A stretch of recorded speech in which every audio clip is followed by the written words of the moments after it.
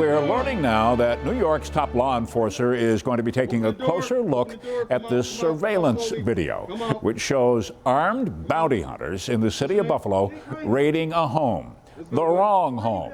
The Department of State, which regulates bounty hunters, is now referring this matter to the state attorney general. Now, the homeowners involved in this case are suing, claiming a violation of their civil rights. And Buffalo city leaders are asking, why did this even happen? And they're demanding some answers.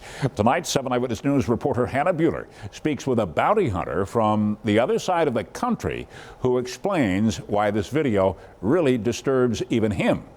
For the bondsman, buddy. Come out here and talk to us, brother. It's a calm and collected interaction between two bounty hunters and a fugitive in Phoenix, Arizona, caught on body cam. 20 minutes ago. Okay, did he tell you what's going on? No. That is vastly different than this. Open the door. An early morning raid, guns drawn at the home of a fugitive's brother in Buffalo by out-of-state bounty hunters last month. You said you saw our story. It made it all the way to Arizona. What did you find so concerning about it? It was completely embarrassing to watch. This is Kenny PAINTON. He owns Eagle Eye Recovery in Phoenix. He's been a licensed bounty hunter for nearly 20 years. What he's referring to is this raid on Jake Reinhardt's house on Oakdale Place in Buffalo. I have a 3-year-old daughter in there.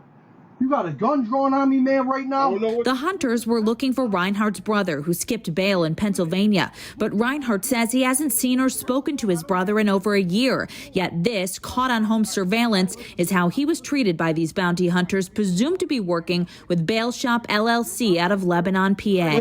Let's go. Please put that, you're pointing that gun at me, man, please. The hunters made their way through his home and the home of his upstairs tenants. Not only was Reinhardt's 8-month pregnant fiance and child in the home, but his tenants upstairs had children as well. The hunters were caught on baby camera trekking through the house with their guns drawn. Compare that to this visit by bounty hunters for an unrelated case in Arizona. It came not in the middle of the night, but at 8 p.m. The home, the last known address for a fugitive. We're just looking for a fugitive, man. This is his last known address, so we're just wanting to talk to you, make sure he's not here. So you can come in? Reinhardt's brother says he never lived in his home, and his home was not listed on any bond paperwork. Would you have ever gone into someone's house with a gun like that? We do not. We're not police. Again, like I said, we can't just go pointing firearms at anybody.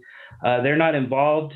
They're not the defendant. And even when PAINTON does recover a fugitive, he says he uses non-lethal force. You never start with a firearm, because if you have that firearm out, that's your only resort. You're not going to drop your firearm to grab a taser. You're going to drop your taser to grab a firearm. PAINTON says he doesn't want bounty hunters to get a bad name because he says they're often key in helping assist law enforcement taking criminals off the streets. But he says it should never come to a situation like the one here in Buffalo. You're not above the law. You're not a police officer.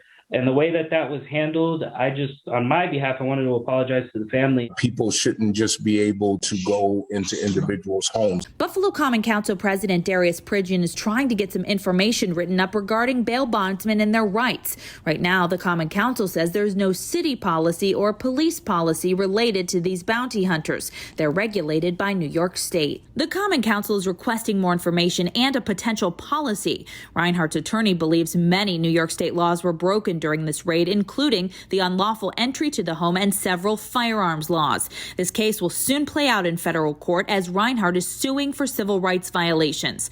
The Erie County District Attorney's Office is still investigating this case as well. Hannah Buehler, 7 Eyewitness News.